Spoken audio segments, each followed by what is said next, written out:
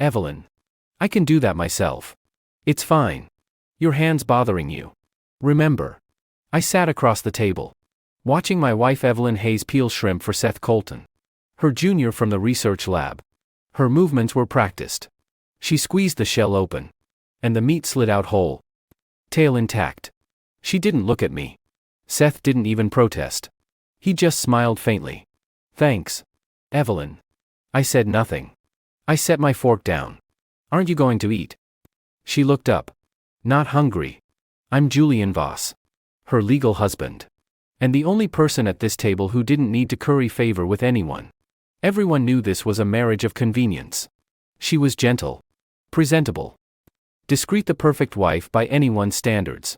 So when she peeled shrimp for her male junior colleague, no one thought anything of it, including her.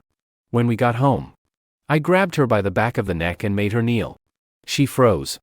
Are you insane? I dropped 10 pounds of shrimp on the floor in front of her. Peel. You're pretty good at it, aren't you? I'd always been satisfied with my arranged wife. Evelyn Hayes' clean background, impressive resume. Knew exactly what to say and what not to ask. Never stayed out late after we married. She wasn't clingy. Never made a scene. Standing beside me. She always knew her place. Out in the world. Everyone called her Mrs. Voss, composed, dignified, well-bred. That's what I valued about her. Not love. Convenience.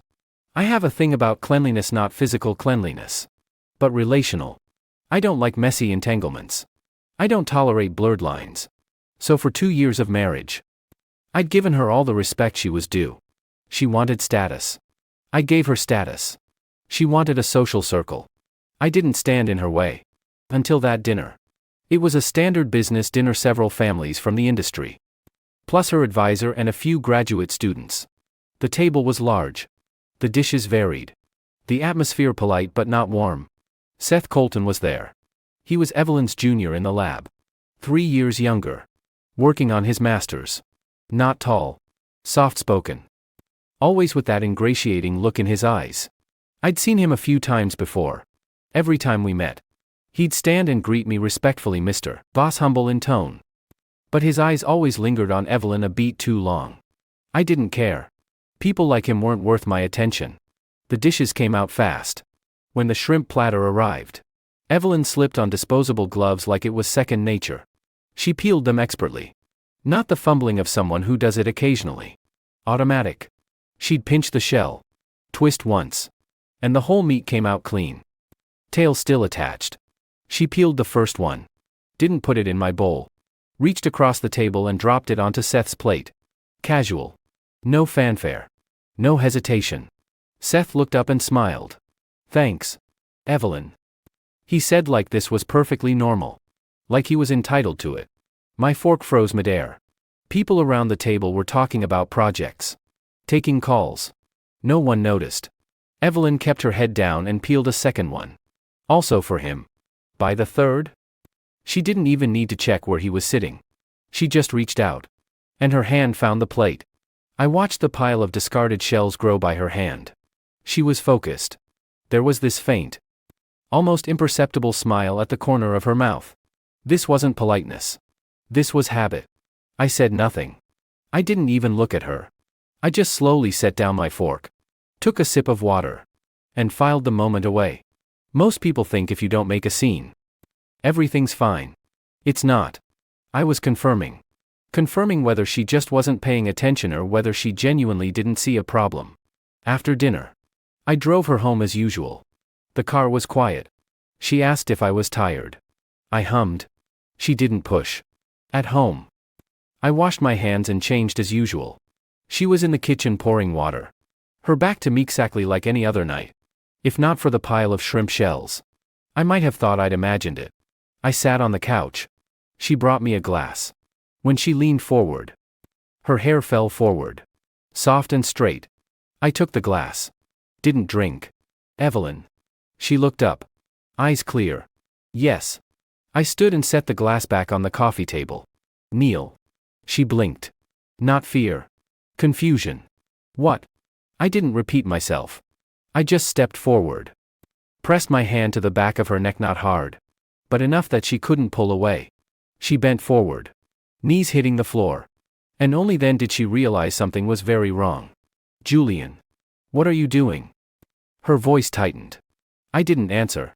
I just held her there until she settled. Then let go and walked to the pantry. A few minutes later, I came back carrying a huge bag of shrimp. 10 pounds. Fresh. The ice packs were still half frozen. I dropped it in front of her. The plastic thudded against the floor. "Peel," I said.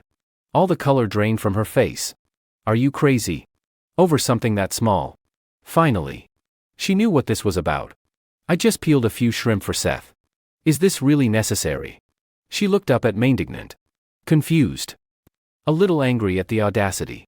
"You don't even like shrimp that much," she said. Like she'd found her trump card. I knelt down to meet her eyes. "Whether I eat them has nothing to do with who you peel them for." Her mouth opened. Nothing came out. I tossed the gloves at her feet. "Peel them all," I said. "Just like you did at dinner." She didn't move right away. She was waiting. Waiting for me to soften. Waiting for me to admit I'd gone too far. Waiting for this to blow over like a normal fight. I stood up and looked away. "You can get up when you're done." Finally. She bowed her head and put on the gloves. The sound of shells cracking filled the quiet living room. 1, 2, 3. Her hands were shaky at first. Then found their rhythm. The same practiced efficiency as at dinner. I sat nearby flipping through documents. Didn't rush her. Time stretched out. Her fingers turned red. She didn't dare stop. A few times she glanced up at me. Each time, I said nothing. Finally. She couldn't take it anymore. "What do you want from me?" I closed the file and looked at her. "I want you to remember something." My voice was even. "Some things aren't just being nice." Her eyes widened slightly. I stood, looking down at her. A woman with no sense of boundaries. If she can learn, I'll put up with her. Her breath caught. If she can't, I'll replace her. When those words landed, she went completely rigid. A shrimp shell slipped from her fingers and clattered on the floor.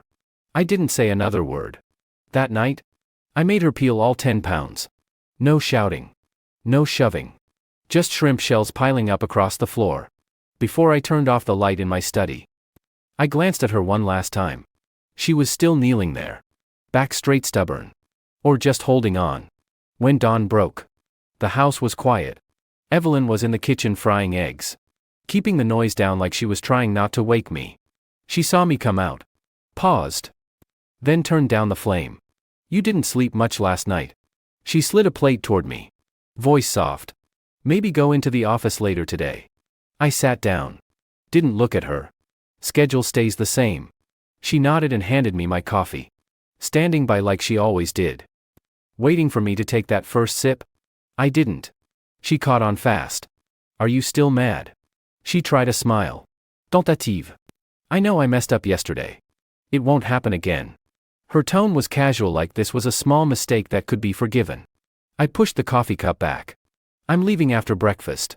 She blinked. Then recovered quickly. "I already apologized." Her voice dropped. "You can't keep freezing me out like this." I didn't respond. The driver took us. Silent ride. She sat in the back scrolling her phone, glancing at me every so often. Like she wanted to say something and thought better of it. At the office, I got out. She followed. "Dinner together tonight?" she asked. I glanced back. "Make your own plans." She stood there as the door closed. The smile faded from her face. Inside the office, I went about my day: meetings, signatures, emails. The rhythm didn't change. But I quietly adjusted a few access permissions. Before lunch, my assistant handed me a confirmation slip. "Mr. Voss. The arrangements you had set up for Mrs. Voss Theory all on hold now." I nodded. At 3 o'clock, Evelyn called. I didn't pick up. 5 minutes later, she called again. Still nothing. By the end of the day, she showed up downstairs. She was dressed formally. Makeup perfect, like she was heading to an important meeting. By the time the front desk called me, she'd already been waiting 10 minutes. I had them send her up. When she walked into my office, she was already tight-lipped. "Why aren't you answering my calls?" I closed my file and looked up. "In a meeting." I texted you. Saw them. She stood in front of my desk. Didn't sit. Then why didn't you reply? I met her eyes evenly. Didn't need to. Her brow furrowed. Julian. We're married. Is this silent treatment really necessary? I leaned back in my chair. Didn't argue. She waited. When nothing came, her tone shifted. I already said I was sorry. She pressed. I said I'd be more careful. What more do you want? I stood and walked to the window. You think this is a fight? She hesitated. Isn't it? She almost sounded defensive. Every couple fights. I turned to face her. Then think of it as a fight. She visibly relaxed. Okay. Good. She managed a small smile. I knew you wouldn't hold on to something this petty forever. She turned to leave. Then paused. Oh. And about that forum out of town tomorrow. You said I could fly first class. I tried booking just now. And the system says I don't have access. I looked at her. Trips cancelled. Her smile froze. What? You're not going to the forum. Why not? Her voice rose. My advisor recommended me. I already said I'd go. Then unsay it. She stared. Like she was trying to tell if I was joking. You're interfering with my work. I didn't deny it. You said you supported my career. She was talking faster now. And now? Over one dinner. You're cutting everything off. I walked back to my desk and grabbed my jacket. Not cutting off. Taking back. All the blood drained from her face. What does that mean? It means everything you're using right now. I gave it to you. My voice was flat. I can take it back. No reason required. Her breathing came faster. You can't do this. I'm not dependent on you. I glanced at her. Good. I walked out of the office. Didn't give her another word. That night? She didn't come home. The next morning. I left as usual. The house was empty. The dining table was spotless. Around noon. My assistant flagged a few declined transactions. Mrs. Voss's card was declined a few times. I told him to leave it. In the afternoon. A message came through. Card isn't working. I didn't reply. A few minutes later. Another. Is there a system error? Still nothing. By evening. She showed up at the office again. This time. She didn't wait for the front desk. She marched straight in. What is wrong with you? She was barely holding it together. I gestured for my assistant to leave. We were alone. Does this make you feel powerful? She glared at me. Not saying a word. Just cutting off everything. I set my phone on the desk. I thought you said this was just a fight. She had nothing. I'm not saying you can't be angry. Her voice softened. Tried for reasonable. But this is too much. I stood and walked over to her. Too much is for me to decide. She took an involuntary step back. You can't control everything. I have my own pride. I looked at her. Voice cool. Pride doesn't come from having someone peel your shrimp for you. Her face flushed scarlet. Are we really doing this again? Her voice shook. I already explained that it was nothing. Nothing seems to be your favorite word. She bit her lip and said nothing. I sat back down and reopened my file. Keep thinking it's a fight if that helps. I'm not stopping you. She stood there for a long time. When do things go back to normal? She asked. Sorry. The card. The trips. All of it. She looked at me. Vulnerable. There has to be an end date. I looked up. When you stop treating boundaries like an emotional problem. She went still. You're punishing me. I didn't deny it. Something shifted in her eyes. Colder. Stranger. You weren't always like this.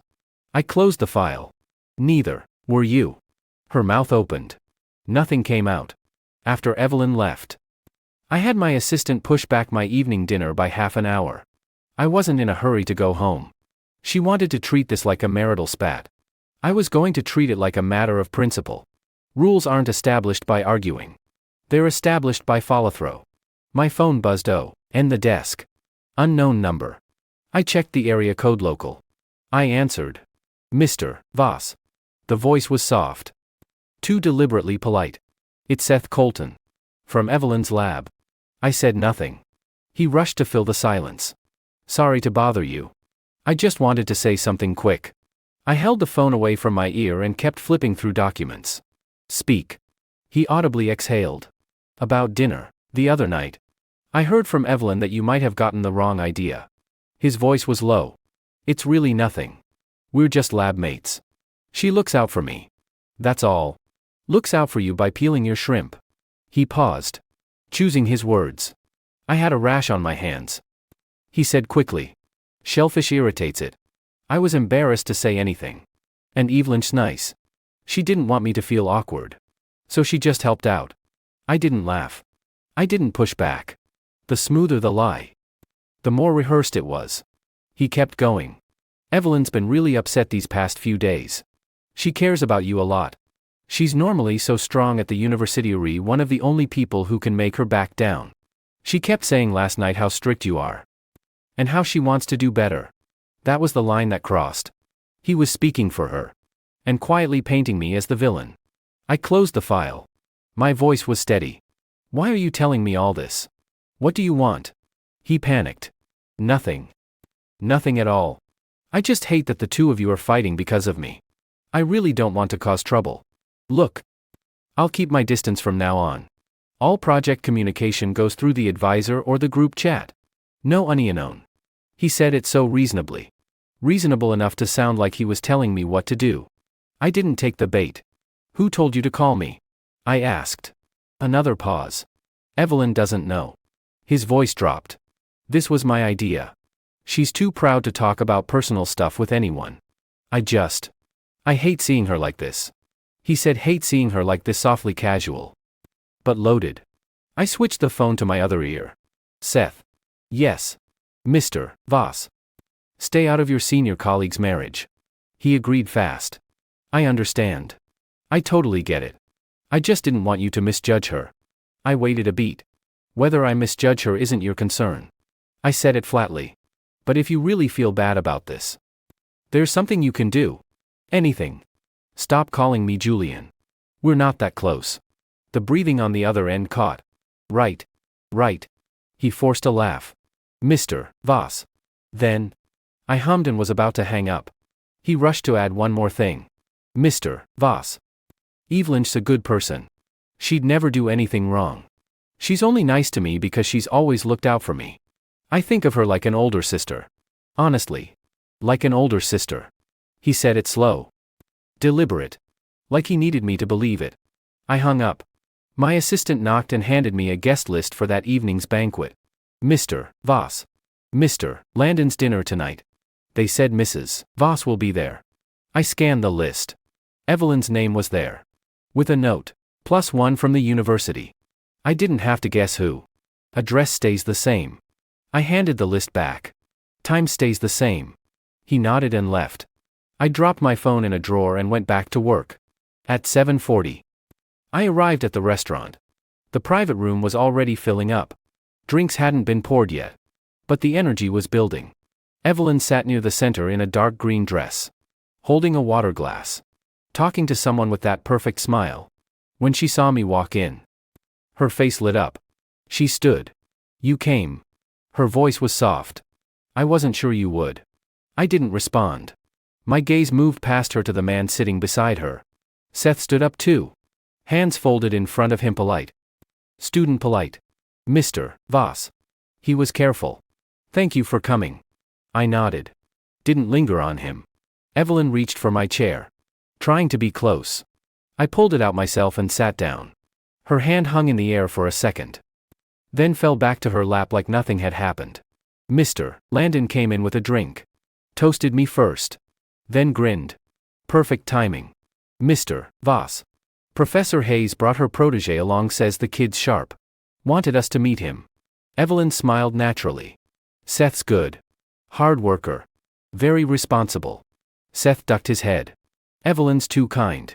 He played the part perfectly. The food came. And there was shrimp again. Under the table. Evelyn's fingers twitched like she was about to reach for the gloves. Then caught herself. She glanced at me. Questioning.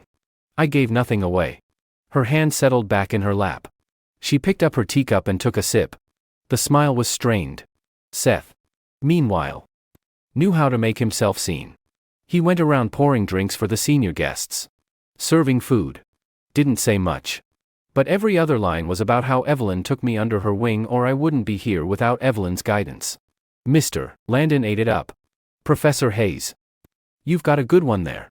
Kids this thoughtful are hard to find these days. Evelyn smiled. But her eyes kept darting to me. She was testing whether I'd snap. I didn't snap. I ate. Made the occasional polite remark. Seth must have taken my silence for acceptance. Because he got bolder. He picked up his glass and walked over to me. Leaning in. Mr. Voss. A toast. His voice was sincere. I know you hold Evelyn to a high standard. And that's because you care. She carries so much on her shoulders out there. She doesn't let it show. But it gets to her. He said carries so much like he knew. Like he was the one who saw it. I looked up at him. You too close. He laughed. Awkward. Lab mates. We work together a lot. Close enough that you know how much she carries. His fingers tightened on the glass. Sloshed a little. Evelyn cut in immediately. Julian. He's just being nice. Seth means well. Don't be hard on him. She defended him too fast. Reflex fast. The whole table went quiet for half a beat. The other executives exchanged glances. Said nothing. Pretended not to hear. Seth scrambled to recover. Mr. Voss. My bad. I just meant Evelyn's very dedicated. She keeps everything to herself. I picked up my glass and tapped it lightly against his. I'll take the drink. I was calm. But you can stop speaking for her. He nodded fast. Right. Of course. Evelyn's face was tight. She laughed and changed the subject. Projects. University partnerships. Talking faster than before. Like she could erase the awkwardness. Halfway through dinner. Mr. Landon brought up a new university industry project and said they needed a designated point person. Evelyn jumped in immediately. I can handle it. Mr. Landon looked at me. What do you think? Mr. Voss. Will Professor Hayes have the bandwidth? I didn't look at Evelyn. She won't be leading it. The room went quiet again. Evelyn's smile froze. Why not? My tone was even. You have enough on your plate. Her knuckles whitened around her utensils. I negotiated this project with my advisor.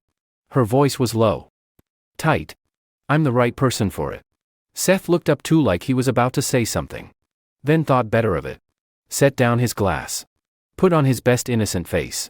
I looked at Mr. Landon. We'll assign someone else from our side. Mr. Landon's expression shifted. Then he smiled. Of course. Whoever you say. Mr. Voss. Evelyn's breathing came harder. She wanted to snap. But she couldn't not hear. Not in front of everyone. So she just smiled and said. Whatever you think best. Said it sweetly. But her eyes were cold. When dinner ended. Seth rushed ahead to call the elevator. Positioned himself right beside Evelyn. Like he was guarding her. Evelyn walked up beside me and spoke low. You did that on purpose. I stared at our reflections in the elevator doors. You brought him on purpose. She flinched. I brought him because it's work. Work requires him to speak for you. She glanced back at Seth over her shoulder. He immediately looked down. Like he hadn't heard a thing. Her voice dropped further. Don't do this here. I didn't press. The elevator arrived. I stepped in first. Evelyn followed. Seth moved to follow. I put a hand up. Stopping him. Take the stairs. His face went white. Mr. Voss. The stairs are on the other side. You'll find them. Just the two of us in the elevator. She stared at me. Fire behind her eyes. Was that really necessary? I pressed the button for the lobby. Are you defending him? She clenched her jaw. Don't be cruel. The elevator descended. Numbers ticking down. She squeezed her purse strap so hard her knuckles were white. I said nothing else. Some people think humility gets you everywhere. Some people think you can cross a line and still stand there and argue about it. They're about to learn that when I decide you've crossed a line. You've crossed it. The doors opened on the ground floor. Evelyn walked out first. Fast. I didn't chase. Didn't call after her. The car was waiting. The driver held the back door open for me. Evelyn didn't get in. She stood at the bottom of the steps with her back to me. Talking quietly on the phone like she didn't want me to hear. I got in. Closed the door. As the window went up. She glanced back. Angry. Defiant. I told the driver to go. When I got home, the lights were on. Evelyn was already there. She'd hung up her coat and was standing in the middle of the living room waiting for me to speak first.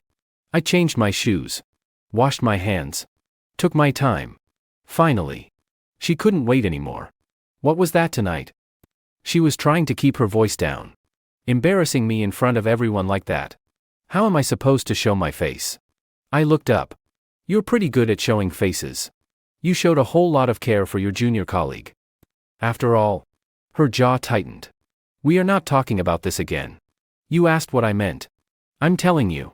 You have a boundary problem. She laughed sharp. Bitter. Boundary problem.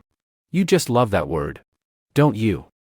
Makes everything feel like a principle instead of you being petty. I didn't engage. Turned toward my study. She followed and blocked the door. Don't walk away from me. Her eyes were sharp. You want me to beg?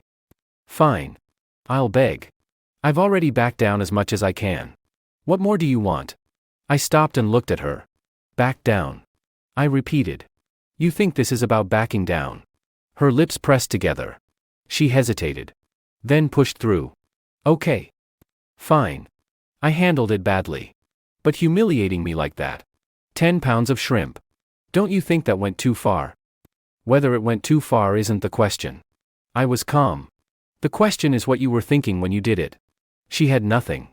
Her face got darker. What was I thinking? I was peeling shrimp. You're turning one tiny thing into some massive moral failure, isn't that a little dramatic? She said it like she believed it. Fine by me. I opened the study door. Walked in. And closed it behind me. She knocked twice. Julian Voss. Don't ignore me. I didn't answer. She didn't push it after that. The living room light stayed on late. I slept in the study. Woke at 6. Showered. Got dressed. When I came out, she was already sitting at the kitchen table. Dark circles under her eyes. She saw me and spoke right away softer. Clearly worn down. I said things I shouldn't have last night. I know I messed up. But you have to let me explain myself. I grabbed my jacket. Didn't sit. You don't need to explain. She blinked. What does that mean? I walked to the front door. Stopped. And turned. I want a divorce. The glass of water on the table tipped over. Water ran off the edge and dripped onto the floor. She stood up. Blank at first. Then furious. What? Her voice was tight. You're threatening me. I didn't raise my voice. Not a threat. She took 2 steps toward me. Like she might grab me. Don't be ridiculous. We haven't even talked this through. And you're talking divorce. Julian. You're being impulsive. I glanced at my watch. I have a meeting at 9. If you want to argue about it, talk to my lawyer. Something shattered in her expression. Lawyer. You already talked to a lawyer. I didn't deny it. Her fingers trembled. She was finally realizing this wasn't anger talking. You're serious. Her voice dropped. I'm always serious. She bit down hard. Eyes reddening but no tears. More like she was gearing up for a fight.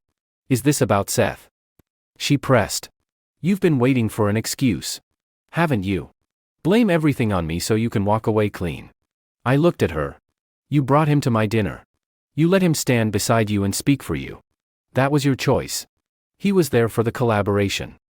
Collaboration requires him to tell me how hard you work and how much you carry. She froze for half a second. Then pivoted. You're just controlling. You can't stand me having any male friends at all. I didn't laugh. Didn't get angry. You can have friends. My voice was steady. But you need to know where the line is. Your problem isn't having friends. Your problem is thinking crossing the line is no big deal. Her chest rose and fell faster. Who gets to decide where the line is? Peeling shrimp is crossing the line now. Am I supposed to spend the rest of my life orbiting you? I was done with that conversation. I pulled the door open. Sign the papers. And you can orbit whoever you want. She ran to the door and blocked it. I won't sign. You don't have to. I was calm. We can go to court instead. Panic flickered in her eyes. But she held her ground. You wouldn't. What would people say? You care so much about your image. I pulled the door wider. My image doesn't depend on being married. She gripped the doorframe. Knuckles white. Julian. Don't forget this was an arranged marriage. What will our families say? I'll handle our families. She just stared. Like she couldn't believe I was this ready to walk away. I didn't stay.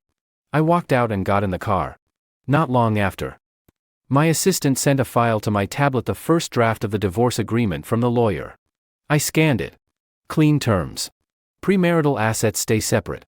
Marital property divided proportionally. The house was in both names. She could take a buyout or they could sell. Either option was here. Her personal accounts. Her investments all untouched. No punitive measures. No scorched earth. I don't work that way. I just want a clean break. At 10:30, the lawyer came in. We went over the details in the conference room. Mr. Voss. If she won't sign, we can file. The lawyer was matter-of-fact. But settlement is faster for you. I nodded. Serve her first. Give her 1 day. The lawyer hesitated. 1 day might be tight. It's enough. Around noon, Evelyn finally called. I picked up. Her voice was strained. You had those papers delivered? Yes. 1 day. She laughed. Angry and breathless. What am I? A vendor. Sign here or else. You don't have to sign. I said it flatly. We can go the other route. Silence. Heavy breathing. Are you doing this to force me to apologize? I don't need your apology. I was quiet. I need a clean relationship. Dead silence on the line. After a long moment, she spoke. There's really no second chance. I gave you a second chance. My voice was even. You didn't take it seriously. Her voice started to shake. I didn't cheat. I didn't do anything. How can you? I didn't give the whole speech. Just one line. If you think you didn't do anything, then you still don't understand the problem. That hit her. Her voice rose. Then tell me. What is the problem? Spell it out. My tone didn't change. You know exactly what the problem is. She latched onto something. That night? When I peeled the shrimp, that's when you decided. Wasn't it? You think I'm tainted now. That I'm dirty. Somehow. You're not dirty. I was calm. You just don't know where you end and other people begin. She laughed bitterly. Where I end? He's my colleague. He needed help. Is helping people not allowed now? There are lots of ways to help someone. My voice was steady. You picked the most intimate one. That landed. She went quiet for a beat. Then came back sharper. You're blowing this out of proportion. I was done. Respond to the lawyer by 5 p.m. I hung up. At 3 o'clock. Evelyn showed up at the office. This time she didn't storm in. The front desk called. And I had her sent up. When she walked in, she was barely wearing makeup. Like she couldn't be bothered. But her back was still straight. Still holding on to that poise she was so proud of. Julian. She stood in front of my desk and dropped the agreement down. What is all this? I flipped the pages open. Pointed to the clauses. If you don't understand something, ask the lawyer. She stared daggers at me. Giving me money. Giving me a share of the house. What? You want a medal for being generous? I looked up. It's a fair division of marital property. She bit her lip. Voice dropped. You think this makes me grateful? You don't have to be grateful. I was matter-of-fact. You just have to sign. Tears welled in her eyes. Didn't fall. You really want me out of your life that badly? I corrected her. Out of my relationships. Yes. She looked up sharply. What did I do to you? I married you. I played the part. I gave you everything you wanted out there. You say I don't have boundaries, but have you ever once treated me like a person? Or am I just decoration to you? Her control was cracking. Voice shaking. Hands shaking. I looked at her. Didn't look away. Decoration doesn't cross lines. That cut through her. All the color left her face. You're really going to be this cold? I'm not cold. I was calm. I'm just not settling. She stared. Like she was waiting for me to say, but if you change, we can work this out. I didn't. I set a pen in front of her. Sign. We can file today. Her hand reached for the pen. Then stopped. She swallowed. Hard.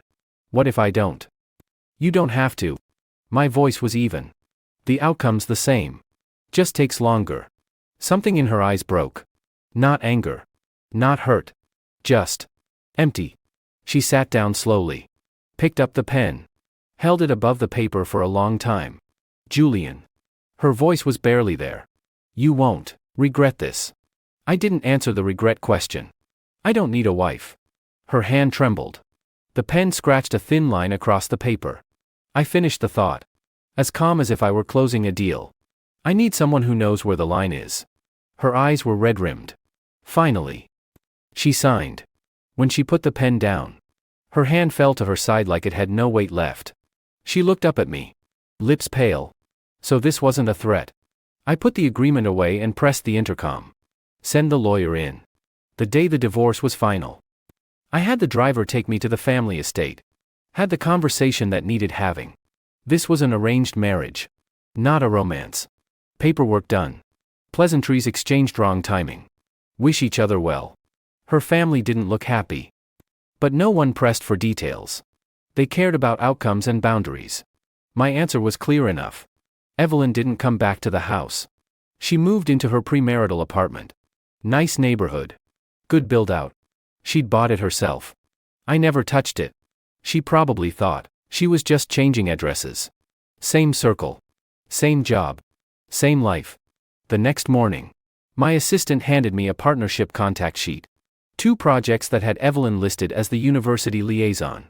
Her name was flagged on the partner side too. I flipped to the last page and crossed out a few lines with my pen. Replace the contact person. From now on, all university partnerships go through the institution, not individuals. He nodded. Didn't ask questions. I didn't do anything vindictive. I just closed the doors that had been open because of her connection to me. That same afternoon, Mr. Landon stopped by to talk about a new project. Mid-conversation, he mentioned casually. Haven't heard from Professor Hayes lately. Messaged her a couple times. Takes her forever to reply now. I slid the contract across the table. She's not handling those anymore. Mr. Landon paused. Then smiled. Got it. He didn't push. Smart people know when to stop asking. On the 3rd day, Evelyn found me. Not at the office. At the private club I frequented. She was waiting by the entrance. Dressed nicely. But those dark circles were still there. Her smile was polite. But it looked like work. Can we talk? I kept walking. Papers are signed. There's nothing to talk about. She followed faster. I'm not here to beg you to take me back. I stopped and turned. Then what do you want? She bit her lip. The partnerships. Did you have me removed? You're not in that role anymore. Her voice rose. I built those relationships. My advisor's asking why I was suddenly replaced. I can't explain it. I looked at her. You're having trouble explaining it because you got used to speaking through a title. Her face shifted. I earned those partnerships. She was sharp now. Not because of you. I didn't argue. If you earned them on your own, go earn them again. That stopped her cold. After a long second, she forced out. You're punishing me. I stepped into the elevator. You're taking this too personally. The doors started to close. She jammed a hand between them. Julian. Her voice was low. Shaking. What do you want from me? What would make this okay? I looked at her hand caught in the doorway. My voice didn't change. I don't want anything from you. The doors closed. She had to step back. That evening, my assistant mentioned something in passing. Mr. Voss. The forum organizers, they revoked Evelyn's speaking slot. Invitation went to another professor instead. I hummed. Forums like that, they say it's about the research. But really it's about who brings what to the table. When the resources stop flowing through you, the seat goes to someone else. Over the next few days, her schedule started falling apart. She'd had a full calendar: lectures, closed-door roundtables, project meetings, corporate site visits. None of those were hers alone to give. They depended on other people being willing to extend the invitation. When the invitation stopped coming, there was nowhere to go but down. She called once. I didn't pick up. She texted, "Need to talk." I didn't reply. I don't stay warm with ex-wives. A week later, Evelyn showed up in the lobby of one of my portfolio companies. I had a stake in it, not a controlling one, but enough that my people were on the board. She was there for a joint research meeting. Technically, she should have been allowed in. The front desk turned her away. Not rudely. Politely, the kind of polite that makes you want to scream because there's nothing to push back against. Professor Hayes. I'm sorry. You're not on today's meeting list. The receptionist was all smiles. The lead's in a meeting right now. But I can pass along your materials if you'd like. The smile dropped off Evelyn's face. But last week you confirmed I'd be the point person. Still polite. There must have been a change in personnel. Evelyn stood there in the lobby, gripping her phone. She called the project manager right there. Rang for a long time before someone picked up. The voice on the other end was quiet. Professor Hayes. I'm sorry. There's been a last-minute restructuring. We still want the partnership. Just with a different contact. Please don't make this harder than it has to be. Who's the new contact? A beat of silence. Someone from Mr. Voss's team. All the color drained from her face. She didn't make a scene. She put her phone down and walked out. Fast. Like she didn't want anyone to see. The next day, she went to see her advisor. He was a mild-mannered senior professor. Always chose his words carefully. That day, all he said was, "Did you bring personal matters into your professional life?" Evelyn's mouth tightened. No. He looked at her and sighed. I don't care what's going on at home. But out there, people aren't rolling out the red carpet for you anymore. You should figure out why. Her fingers tightened around her bag strap. She wanted to argue. But she had nothing to argue with. Everyone treated her the same. And nothing was the same. Before, people went out of their way to be helpful. Now, they were politely distant. That distance hurt worse than anger. Because it didn't look like punishment. It looked like just following protocol. She started trying to rebuild. Called up executives she'd had dinners with. Asked to meet. Asked to catch up. They were polite back. Swamped right now. Let's rain check. She reached out to the other wives who'd once called her charming at parties. Also polite. Kids under the weather. Maybe another time. She got a dozen another times in a single day. Not a single actual meeting. That's when it hit her most of the friends she'd had were only friends with Mrs. Voss. When the title went away. So did the doors. She started to panic. Scrolled through her contacts. Called everyone she could. Met with everyone who'd agree. The more she reached, the more obvious it was how much she'd been leaning on the name. She wasn't the one people sought out anymore. Suddenly she was the one who had to explain herself. The one who had to ask. The one who waited to be scheduled. It ate at her. She held out for a few more days. Finally. She called Seth. First call no answer. Second call still nothing. She texted, I need to see you. Meet me. Half an hour later. Seth wrote back. Swamped with lab work. Talk later. She stared at talk later. Fingers cold. She found him on campus. Waited by the lab building forever before she saw him come out a side door with 2 other students. When he saw her, he slowed down for half a step.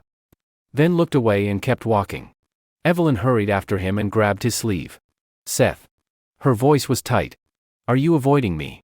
His classmates glanced at each other and politely excused themselves. Only then did he turn around. Wearing that pained smile. Evelyn. What are you doing here? You didn't answer my calls. She held his gaze. What are you so busy with that you can't even text back? He gently pulled his sleeve free. Small motion. Unmistakable. I've really been swamped. He kept his voice light. Advisors on my case about presentations. A lot going on. Evelyn talked faster. That dinner. Did you say something to him? Seth held up both hands. I didn't say anything. You called him. She stepped closer. Don't lie to me. His face shifted. Then settled back into innocent. I called because I didn't want things to get worse between you two. He spoke low. I was trying to help. Help. She laughed. Cold. You call me your senior colleague. But you never once asked me before you acted. His eyes darted away. I thought you'd want me to. Evelyn looked at him like she was really seeing him for the first time. I've been pulled off projects. My speaking slots got cancelled. I can't get a meeting with anyone. Her voice was strained. Ed? If you were trying to help. Can you help me now? His shoulders drew in just barely. Evelyn. What am I supposed to do? He was quieter now. Mr. Voss. When he makes a call. That's it. Nobody changes his mind. Her eyes stung. You had plenty to say that night. She was angry now. Holding it down. Plenty to say about how hard I work. How much I carry. And now. When I actually need you. Nothing you can do. A flicker of impatience crossed his face. Gone fast. Evelyn. Don't be like this. He kept his voice low. You're married. Just talk to him. Smooth it over. You've always been good at that kind of thing. That stung. Her face went still. Smooth it over. She repeated it. What exactly do you think I have left to smooth over with? Seth said nothing. The silence said everything. He wasn't confused. He was already doing the math. Evelyn understood then. Seth hadn't stuck around because of her. He'd stuck around because of the doors she could open. And when the doors closed, he wasn't going to stand out in the cold. Her hand fell away from his sleeve. Her voice went cold. Just go. He looked relieved. Nodded fast. Take care of yourself. Okay. He turned and left. Walked fast. Like he was afraid she'd grab him again. Evelyn stood there. Pale as paper. She almost called after him. Didn't. It was funny. Almost. She'd thought she was looking out for someone. Turned out she'd just collected a shadow. And when the light went out, the shadow didn't stick around. I didn't hear much about what was happening with Evelyn. Her circle shrinking, that was just the natural order of things. I didn't need to track every step. Didn't need to gloat. I'd never gone after her feelings. I'd gone after the person who'd overreach. Seth thought when one door closed, he could just knock on another. Thought he was clever, knew when to be humble. Knew what to say. Knew how to frame everything as a misunderstanding. But in the real world, a misunderstanding gets you through one dinner. It doesn't get you on a roster. That afternoon, I had my assistant drop a file on my desk. No dirt. No cheap shots. Just public records, event registration forms. Invitation confirmations. Event coordination emails. A few delivery receipts. All his own paper trail. He'd used Evelyn's name to reach out to a company about a co-branded university industry showcase. Asked for a sponsored booth. The company CC'd our partnership lead on the reply. Email said it plain. Professor Hayes' team. Seth handling execution. We'd never approved any co-branding. And on his registration form, he'd listed his title as Voss Group Partnership Liaison. Small-sounding title. Big enough that people who didn't know better would assume he had authority. My assistant asked, should we send a formal clarification letter? I said, no. A letter is a slap from across the room. Loud. But impersonal. I wanted him to explain himself. To everyone. 2 days later, there was an industry summit at the new convention center downtown.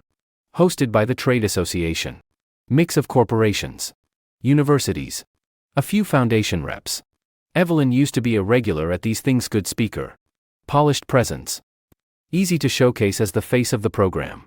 She wasn't there this time. Seth was. When I walked in, he was buzzing around the exhibition area. Name tag clipped to his blazer that said university representative. He was in a suit, sleeves a little long. Tie knotted too tight. Wearing that studied earnestness. Saw me and froze mid-step. Like he hadn't expected me. Recovered fast. Forced a smile. Walked over. Mr. Voss. Didn't expect to see you here. He kept his voice light. Small world. I didn't return the small talk. My gaze went past him to the boo th sign. It had the university's name on it. Plus logos from 2 companies, one of them my portfolio company. You running this booth? He hesitated. I'm helping out. Helping out enough to sign things on behalf of others. His smile cracked. 2 association people walked by just then. Heard me. Slowed down. Seth dropped his voice immediately. Mr. Voss. Can we talk about this privately? I looked at him. You like speaking for other people in public. Why so private when it's your turn? His face flushed bright red. That's not what I meant. He backpedaled fast. I didn't want this to reflect badly on Professor Hayes. Still calling her Professor Hayes. Like if he said the name enough, he could still stand in her shadow. I didn't engage further. Walked toward the main hall. The summit had a pitch session. A few organizations presenting their partnerships and their roadmaps. Seth was third on the program. The brochure listed him clearly. University project led. I sat in the front row. Between the association's secretary general and 2 other executives. The host introduced the third speaker. Seth walked up. He gripped the mic. Took a breath. Bowed slightly. Good afternoon. distinguished guests, industry partners, faculty. I'm Seth Colton. He didn't get further than that. People in the audience started murmuring. Because the project he was describing was almost identical to the one Evelyn had been negotiating, just with a different subtitle. He clicked to the second slide. The footer read, Joint Presentation with Voss Group Partnership. I heard the executive beside me clear his throat and glance over. I set down my pen and signaled the host. The host blinked, but handed me the mic. Mr. Voss, would you like to ask a question? I stood. Didn't go up on stage. Spoke clearly, quiet enough. But the whole room heard. Just a few clarifications. First, was Voss Group approached for? And did we authorize the use of our name in this joint presentation? Seth's face went white on stage. His hand tightened on the mic. Then loosened. Lips pale. The host looked at the Secretary General. The Secretary General looked stunned. Clearly hadn't seen this coming. I kept going. Second, Mr. Colton listed his title on the registration as Partnership Liaison. Who appointed him to that role? Where's the appointment letter? The room went quiet fast. Some people flipped through their programs. Some stared up at Seth. Seth's eyes darted. He forced a laugh. Mr. Voss, I think there might be an error on the program side. I'm just a student. I would never. Then let's get to the third point. I cut him off. You reached out to corporate partners using Professor Hayes's name. CC'd our team lead. And wrote Professor Hayes's team. Seth handling execution. Who authorized you to write that? Seth swallowed hard. He opened his mouth to speak. And realized every answer led to another question. His whole humble junior shtick didn't work here. These people didn't buy feelings. They bought documentation. The host looked pained and jumped in. Mr. Voss, I'm sure there's been a misunderstanding. Perhaps we can address this after. I held up a hand. Misunderstandings are fine. I was calm. But they have to start somewhere. I looked up at the stage. Seth, you can tell everyone right now. Did you leverage being Evelyn Hayes's junior colleague, UE, to present yourself as an authorized point person? All the color drained from Seth's face. He glanced instinctively out into the crowd. Like he was looking for someone to bail him out. Evelyn wasn't there. There was no shadow to hide in. One of the corporate reps frowned. Mr. Voss, if this is accurate, we'll need to reassess our risk exposure on this partnership. A foundation rep spoke up too. Student presenters are fine. But you can't go around making claims about authority you don't have. Seth panicked. Leaned into the mic. Voice shaking. I didn't make any promises. I was just handling execution. I thought Professor Hayes had. Thought. I repeated. I pulled out my phone. Opened an email. And handed it to the Secretary General beside me. This is the outreach email he sent. My voice was even. Says, joint presentation with Voss Group. Did he add that himself? Or did someone tell him to? The Secretary General scanned it. His face darkened. Seth saw the expression and panicked harder. Tried to fall back on the good intentions line. Mr. Voss, I never meant any harm. I just wanted the project to get the visibility it deserved. I thought if we had more support. Support isn't yours to take. I stood where I was. Voice steady. If you want resources, you apply through proper channels. If you want to present, you get real authorization. What you did was use someone else's name. Someone else's connections. Someone else's position. Seth's eyes reddened. He pushed back. Voice tight. I work hard. I'm in the lab every day. I write all the reports. I just wanted people to see the work. No one in the audience took the bait. Hard work gets you in the room. It doesn't excuse misrepresentation. The host looked at me. Clearly ready to move on. I didn't drag it out. Just landed the last line so everyone in the room knew exactly where the boundary was. Effective immediately. Voss Group is suspending all co-branded presentation activity associated with this project. I spoke clearly. Any association or university partners who need to reroute communications will find our updated contact list after the session. I sat back down. A smattering of applause. Faded fuzz. They weren't clapping for me. They were clapping for clarity. Up on stage. Seth stood there holding the mic like his bones had turned to water. Didn't know whether to stay or go. The host powered through. All right, let's move on to our next presenter. When Seth walked off stage, His legs were wobbly. Almost missed a step. He started for the exit. But two event staffers stopped him and asked him to come to the office to clarify his registration materials. He looked up and saw me. For the first time, there was no deference in his eyes. Just panic. And resentment. I didn't hold the look. Turned back to the executive beside me and kept talking about the project. Like that whole interlude had just been wiping something off the table. After the session, people stopped by as they walked past. One person asked, "Mr. Voss, that student. Wasn't he with your wife? Professor Hayes?" Formerly. The smile dropped off their face fast. Got it. Of course. Someone else was blunter. Dangerous character. If you hadn't called him out, we all would have gone along with it. I didn't take the compliment. Just said, stick to process going forward. When I walked out of the venue, Seth was standing by a window at the end of the corridor. Ashen. His suit jacket unbuttoned like he'd forgotten. Saw me coming and stepped forward, cornered animal energy. "Mr. Voss." His voice was rough. "Why did you have to do that in front of everyone?" I stopped. One step between us. You used my company's name in front of everyone. Why didn't you think that needed explaining? He opened his mouth. Closed it. Finally. I didn't think you'd actually come after me over this. I looked at him. You're not my enemy. You're not even on my level. The problem is you put yourself somewhere you don't belong. He clenched his jaw. What about Evelyn? She brought me to plenty of things. Her consequences are separate from yours. That landed like cold water. He finally understood. Evelyn couldn't protect him. He was about to say more when someone called him over to sign some paperwork. When he turned his head, the few people who'd been chatting with him earlier had already drifted away. Like they didn't want to be near him. He stood there. Lips pale. Eyes hollow. I walked to the parking lot. Before I got in the car, my assistant asked, "Want me to follow up with anything else?" I said, "No. You don't take someone down by yelling at them. You take them down by making it impossible for them to explain their way out." I leaned back in the seat and closed my eyes.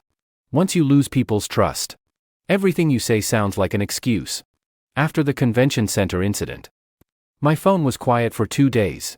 On the third evening, my assistant handed me a visitor slip. "Mr. Voss. There's a Ms. Hayes downstairs asking to see you." I didn't look up. "Send her up." He hesitated. "She doesn't have an appointment." "I know." I set down my pen. "Bring her up." 10 minutes later, Evelyn stood in my office doorway. Simple clothes, white blouse, black skirt, hair pulled back, barely any makeup. She looked thinner. The dark circles were pronounced, but her shoulders were still back. She stood there for a second. Didn't make her usual opening small talk. Walked in. Closed the door. Stood in front of my desk. "Julian." Her voice was rough. "I need to talk to you." I didn't offer her a seat. "Go ahead."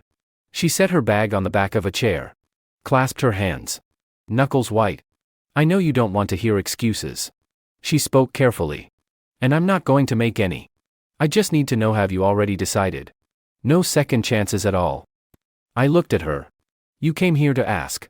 You already know the answer." She was quiet for 2 beats. Nodded. "I need to hear you say it." I closed the file in front of me. "I gave you a chance." Her throat worked. "What if I change?" I didn't answer right away. She latched onto the opening. Talking faster. "I can change. I will. I won't talk to Seth anymore. I won't bring him anywhere. He won't be around us at all. Whatever you think is wrong, I'll fix it." She meant it. Sounded like she was pitching a proposal. I looked at her. "Why are you saying all this?" She blinked. "For us." I smiled faintly. No warmth in it. There is no us anymore. My voice was even. "What you're asking for is to go back to the way things were." Her eyes reddened. Voice dropped. "I don't want to be replaced." I looked up. "You care about the position. That high, her." She rushed to deny it. "That's not it." "It is." I was calm. "You got used to standing there. Used to people being polite. Used to being treated like someone important. And now that it's gone, you want it back." Her shoulders trembled just a little. She held it together. "But I do regret it." She looked up at me. "The shrimp. I was wrong." She finally said the words. But the way she said wrong still sounded like something that could be fixed. Apologized away. I didn't take the apology. What do you regret? I asked. She opened her mouth. That I upset you. It came out fast. That I didn't think about how it would look. That I didn't consider your feelings at dinner. I looked at her. You're still missing the point. Her breathing picked up. What's the point? Tell me what you want to hear. I stood and walked around the desk to the window. You thought peeling shrimp was nothing. My voice was quiet. You thought him speaking for you was nothing. You thought bringing him to my dinner was nothing. You've been telling yourself that as long as you didn't sleep with him, you didn't cross the line. Evelyn's face went paler and paler. I turned to face her. That's the problem. She gritted her teeth. Fine. I admit I didn't have good boundaries. Is that what you want to hear? Admitting it is easy. I was calm. The hard part is, you didn't even think there was anything to admit at the time. A tear finally slipped. She wiped it away fast. Like she didn't want me to see. I'll change. Her voice shook. No more close male friends. I'll draw every line clearly. I promise. I looked at her. Voice steady. You think if you change, I owe you another chance. She froze. That's not what I meant. She backtracked fast. I don't want things to end like this. They already have. She looked up. Eyes wide, panic and frustration tangled together. Is there someone else? I didn't answer. She seized on it. You're not saying no. Julian. It's barely been any time and you already. I cut her off. Are you here to talk about you? Or interrogate me? Color flushed her face. Then faded. She took a breath and forced herself steady. Fine. I won't ask. Just tell me own chance. That's all I'm asking for. I didn't dance around it. No. Her lips trembled. Like she'd been punched in the chest. Why? Her voice was thick. 2 years of marriage. And you just walk away. I never did anything unforgivable. It wasn't just one thing. She blinked. I walked back to the desk. Pulled a few things out of a drawer. And laid them out. First, a copy of the dinner guest list with her name and Seth listed as her +1. Second, an email from her advisor about a partnership change. CCING both of them. Short and vague. Point of contact being updated. Reason undisclosed. Third, a screenshot of Seth's event registration form. Title field filled out in plain text. Evelyn stared at them. Something went out of her eyes. Why are you showing me these? Her voice was rough. To make one thing clear. I tapped the desk lightly. All those justs you keep talking about. They add up. She looked up. Sharp. The thing Seth did, those weren't my idea. I know. Some of the tension left her shoulders. Like she'd found a defense. Then why hold me responsible for them? I looked at her. He felt comfortable using your name because you let him. She went completely still. I didn't. She said it fast. I never told him he could use my name for things. I tapped the papers again. Then why did you let him speak for you at dinner? Why let him stand beside you like he was your protector? Why didn't you stop him when he sat there telling me how hard you work and how much you carry? Evelyn had nothing. She tried to speak. And every explanation just circled back on itself. Finally. The honest one came out. I didn't think about it. I looked at her. You never do. Her eyes stung. Voice rose. Urgent. I'm sorry I didn't think about it. I'm thinking about it now. I'll change. Why do you have to push me this far? I'm not pushing you anywhere. I was calm. You walked yourself here. She looked up sharply. You can snap your fingers and people stop working with me. Snap them again and my speaking slot disappears. Snap them again and everyone avoids me. And you're telling me you're not pushing me. I didn't deny I could do those things. I just clarified. That's not pushing. That's what happens when you lose the title. Evelyn's face twisted. She was finally realizing the thing she'd relied on most wasn't me. It was the doors that came with my last name. Her lips were pale. Her voice dropped to almost nothing. Then I'll keep the doors tighter. I'll only stand on your side. I looked at her. Were you ever on my side? She blinked. I kept going. At dinner that night. I sat across from you. You peeled those shrimp and didn't look at me once. He called me and told me how hard you work. And you never thought there was anything wrong with that. You tell me whose side you were on. Her eyes wavered. Like she was replaying it all. Her voice was small. I thought you wouldn't care. You thought. I repeated it. You always think. She bit her lip. Tears came faster. But her voice stayed stubborn. I don't think that anymore. I'm telling you right now, nothing like this will ever happen again. Not anywhere. I didn't soften. I sat back down in my chair. You're talking about the future. She nodded. Yes. The future. I don't need your future. Al. The color drained from her face. Paper white. How can you be this cruel? Her voice cracked. You used to listen. You used to at least hear me out. I looked at her. I'm listening now. She shook her head. You're not. I am. I was steady. You'll change. You'll respect boundaries. You're sorry. You don't want to be replaced. You don't want it to end like this. I paused. Voice colder. You didn't say any of that until after you lost things. She froze. I kept going.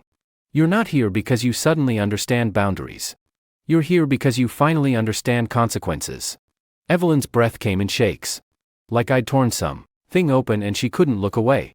She tried to argue. Couldn't find the words. Finally. She played her last card. I can handle Seth. Her voice was raw. I'll go to the university. I'll make sure whether you handle him or not doesn't concern me. I cut her off. Don't mistake your feelings for a solution. She blinked. Then what do you want? It came out almost a shout. What do I have to do for you to leave me alone? I looked at her. Voice even. I already left you alone. She didn't get it. Confusion in her eyes. I nodded toward the agreement on the desk. The property's divided fairly. Your accounts are untouched. You live your life. I gave you your dignity. You're standing here asking me to leave you alone because you think losing access is the same as being punished. Her mouth trembled. The anger drained out of her. Replaced by something real, fear. She was realizing she didn't just want to get back together. She wanted the doors to open again. And I wasn't going to open them. Evelyn stood there for a long time. Like all the strength had gone out of her. Quietly. She said. I knew it was wrong. I just thought you'd forgive me. I looked at her. There it is. She looked up. Eyes wet. I really am sorry. I didn't go another round on sorry. Evelyn. I said her name. It's not that you made one mistake. She held her breath. It's that you never thought it was a mistake to begin with. Something in her shattered. Her mouth opened. Nothing came out but a all shaky breath. She turned like she was going to leave. Then hesitated. Shifted her weight. What happens to me now? She asked it so quietly it was almost gone. Like she'd set down every last bit of pride. I pressed the intercom. Show Ms. Hayes out. My assistant stepped in promptly. Standing by the door. Evelyn glanced at him. Then at me. Her face was tight. But she kept her shoulders back. Picked up her bag. And walked out. At the door. She paused. Didn't turn around. Julian. Her voice was barely there. You really don't leave any room. Do you? After she left. I put all the papers back in the drawer. Not because the feeling was over. Because the work was done. Most people think revenge has to be loud. It doesn't. The real reckoning happens when the other person realizes you're just not in their story anymore. That weightlessness lasts longer than any argument. After that, life went back to its normal rhythm. Meetings. Travel. Projects. Everything on track. My assistant gave me occasional updates from the periphery. I listened. Didn't comment. Seth faded fast. The events he'd managed to get onto started reorganizing their rosters. Emails went unanswered. Partnership offers got put on hold. He tried rebranding himself student representative. Project assistant. No one bought it. Not because I was going around badmouthing him. But after that public unmasking. Everyone knew the same thing. The man has no concept of boundaries. In rooms where resources get allocated. That's fatal. I heard later he left the research group. Career realignment. Officially. Where he went. Nobody cared. People without seats don't get remembered. Evelyn was quieter. She didn't come back. She was smart enough to know another visit would only make it worse. She started rebuilding on her degrees. Her resume. What was left of her network. She had real ability. It just needed time to recalibrate without the boost. Problem was. She was used to doors opening for her immediately. And now nobody was holding them open. She had to wait in line. That adjustment was harder than outright rejection. I saw her occasionally at public events. Close enough to see. Far enough that we didn't speak. She was quieter than before. More careful with her words. Like she'd finally figured out that a lot of the natural respect she'd gotten had been lent to her. Not earned. When she looked at me, there was no heat left. Just distance. She'd finally accepted I wasn't coming back. And I never looked her way again. I didn't rush to fill the empty space at home. I didn't need a new relationship to prove anything. But life keeps moving. At a business dinner, I met Lena Shaw. She was legal counsel for one of our partners. Early 30s. Spoke concisely. Didn't lean in. Didn't pull away. We sat at the same table. She talked shop the whole time. No personal questions. When dinner ended, she stood, nodded politely, and left. No number exchange. No lingering. The next day, she sent the follow-up documents through the proper channels to the company email. No pleasantries. I liked that. Clean boundaries. The next few interactions were the same. Talk business. Wrap up. Leave. Once. A meeting ran late. She asked. Offhand. Want to grab something quick downstairs? On the way out. Casual. No subtext. I said yes. Over dinner. She didn't ask about my past. Didn't avoid it either. Just said one thing. Working with you is efficient. I said. You have good boundaries. She smiled. Isn't that the bare minimum? We started seeing each other after that. No awkward wilty one day. No games. She knew what I needed. I knew what she could give. If it works, it works. If it doesn't, it doesn't. It was easy.